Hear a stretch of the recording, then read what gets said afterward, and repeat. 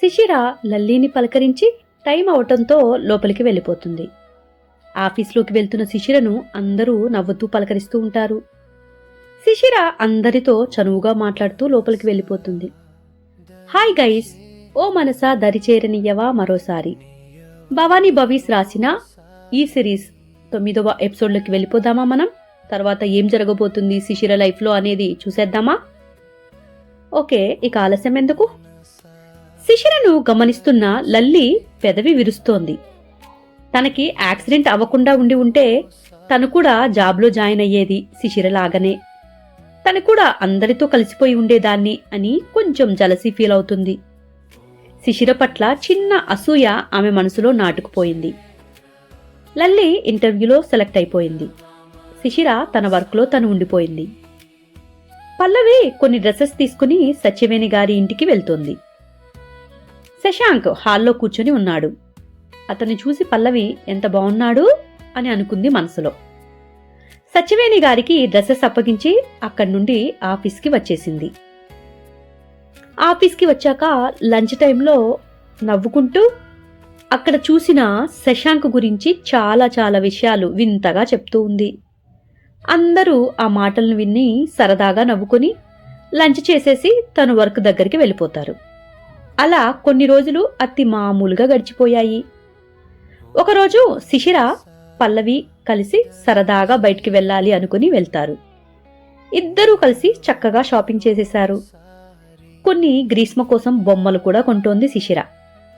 ఇద్దరు చేతిలో shopping bags తోటి జ్యూస్ కౌంటర్ దగ్గరికి వెళ్లారు. అక్కడ ఎక్కువ జనాభా ఉండిపోయారు. అంత జనాభా ఉండటంతో శిశిరను కూర్చోమని పల్లవి జ్యూస్ తేవటానికి వెళ్ళింది. అప్పుడే గ్రీష్మ ఫోన్ చేసింది. ఫోన్ మాట్లాడుతూ చుట్టూ చూస్తూ ఉంది శిశిర. ఆమె దృష్టి అప్పుడే అక్కడ ఉన్న ఒక వ్యక్తి పైన పడింది.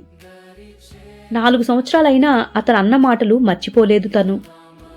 అతని రూపం, అతని నడక, అతని మాట ఆమె అణువణువులో నిండిపోయి ఉన్నాయి ఇప్పటికి కూడా. శశాంక్ని చూడగానే షాక్ అయిపోయింది శిశిర. శశాంక్ పక్కన నడుస్తూ వస్తోంది రేష్మ. ఇద్దరూ మాట్లాడుకుంటూ వస్తున్నారు. రేష్మను ఎక్కడ చూసింది వెంటనే తను గుర్తు రాలేదు. శశాంక్ పక్కన ఉన్న రేష్మని చూడగానే తనకి అర్థం కాలేదు. ఎక్కడో చూసినట్లుంటుంది, కానీ ఎక్కడ చూశానబ్బా అని అనుకుంది. మెల్లగా వెంటనే ఆమెకి గుర్తుకు వచ్చేసింది. హా, సత్యవేణి గారు. మా శశి అనటం గుర్తుకు వచ్చింది. అంటే శశి అంటే శశాంక్నా? అతని పెళ్లికి నేను డ్రెస్సెస్ డిజైన్ చేస్తున్నానా అని అనుకుని జరిగినవంతా తలుచుకుంటూ ఉంటే ఆమె మనసు మండిపోతుంది. తన రాత ఇలా ఉందేంటి? తనను మోసం చేసి వెళ్ళిపోయిన వ్యక్తి పెళ్లికి తను డిజైనర్ అయ్యిందా? ఇంతకంటే దారుణమైన విధి ఎక్కడైనా ఉంటుందా అని మనసులో తలడిల్లిపోతుంది. తను ఎన్నో విధమైన అయోమయ స్థితిలో ఎన్నో మాటల్ని తన మనసులో చెప్పుకుంటూ ఉంది. వాళ్ళిద్దరిపైనే ఉంది ఆమె చూపంతా. రేష్మ ఒక చైర్లో కూర్చుంది. శశాంక్ ఏదో మాట్లాడి కౌంటర్ దగ్గరికి వెళ్ళాడు. అక్కడ ఆర్డర్ చేసి అటు ఇటు చూస్తూ శిశిర వైపు చూసేశాడు. ఒకే ఒక్క క్షణం అతని కళ్ళు నమ్మలేనట్లు పెద్దవైపోయాయి.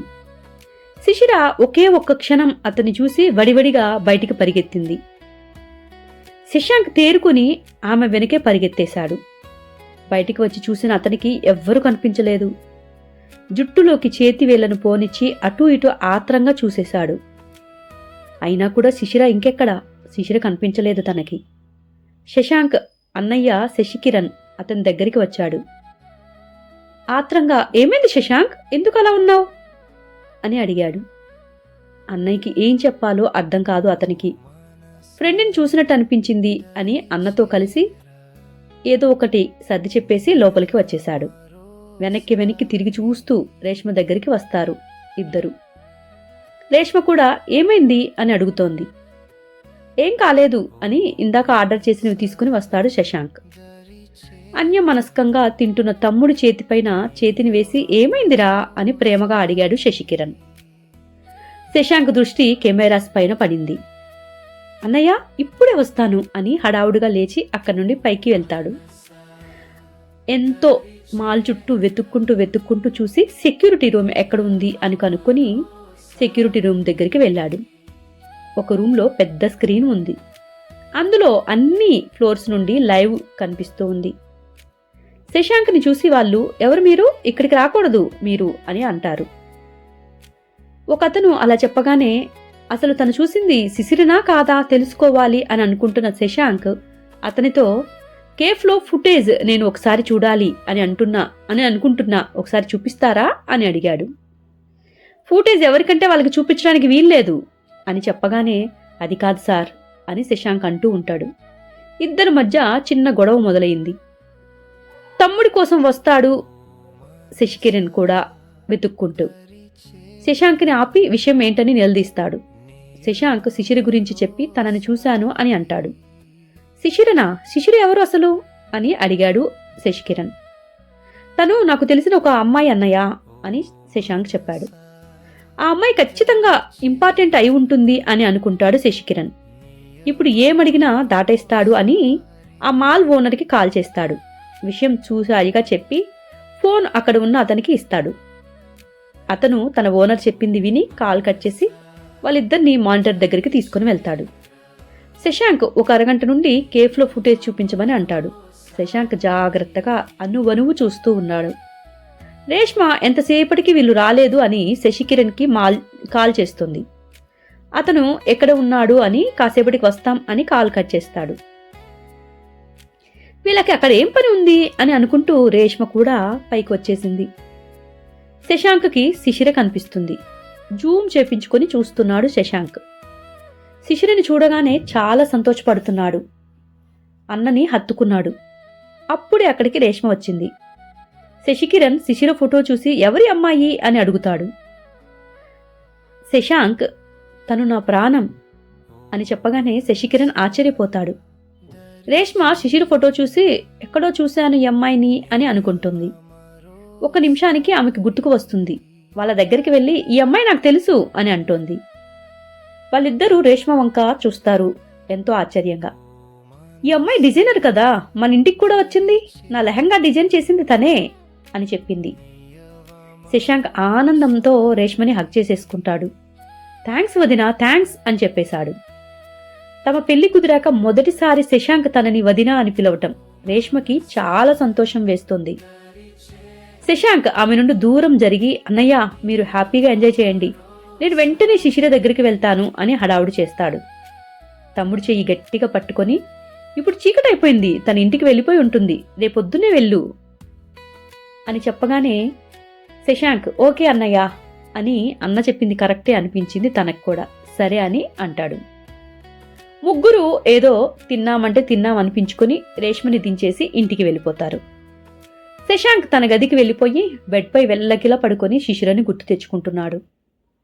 రేపు శిశిరని కలిస్తే ఏం చెప్పాలి, అసలు ఎలా మాట్లాడాలి, తనను చూస్తుందా అసలు, ఎంత కోపంగా ఉందో. శిశిరను తలుచుకుంటూ నిద్ర రాక అటూ ఇటూ దొర్లుతూ చాలాసేపు గడిపేశాడు. శిశిర ముఖం గుర్తుకు వచ్చింది. పదే పదే గోడ గడియారం వంక చూసుకుంటూ ఉంటున్నాడు. రేపెప్పుడు తెల్లవారుతుందా అని ఎదురు చూస్తూ నిద్రపోయాడు.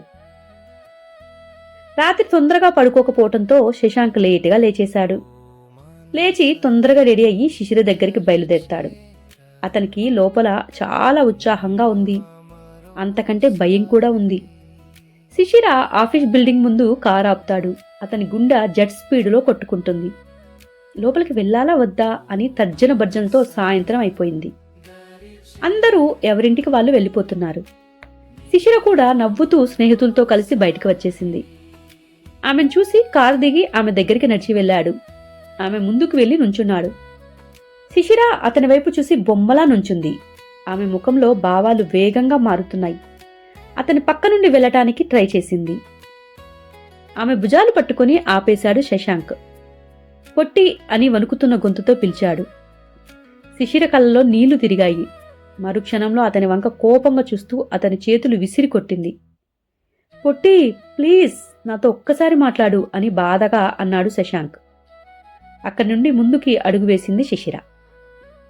ఆమె చేతిని గట్టిగా పట్టుకుని, శిశిరా నాతో ఒక్కసారి మాట్లాడు, ఒకే ఒక్కసారి ప్లీజ్ అని బతిమలాడుతున్నాడు. పక్కనే ఉన్న సెక్యూరిటీ వాళ్ళ దగ్గరికి వచ్చి, శిశిర మేడం, ఇతను మిమ్మల్ని ఇబ్బంది పెడుతున్నాడా అని అడిగారు. శశాంక్ ఆమె వంక ఆర్తిగా చూస్తాడు. ఆమె నుండి ఏమీ సమాధానం రాకపోయేసరికి, ఇతను మీకు తెలుసా మేడం అని మళ్ళీ అడుగుతాడు సెక్యూరిటీ. శిశిర తన చేతిని విసురుగా లాక్కొని, ఇతనెవరో నాకు తెలియదు, ఎవరో అనుకుని నాతో మాట్లాడుతున్నాడు అని అసహ్యం నిండిన కళ్ళతో అతన్ని చూసి అక్కడి నుండి ఫాస్ట్గా రోడ్డు దాటడానికి వెళ్ళిపోతుంది. ఆమె వెనకే శశాంక్ అడుగులు వేస్తూ, శిశిర, నన్ను క్షమించు, నేను చెప్పేది ఒక్కసారి విను ప్లీజ్ అని వెంటపడతాడు. కోపంగా వెనక్కి తిరిగి, ఎవరు నువ్వు, నిన్ను నేనెందుకు క్షమించాలి అని విసురుగా ముందుకు తిరుగుతోంది. అప్పుడే వేగంగా వచ్చిన కార్ ఆమెను ఢీకొట్టేసింది.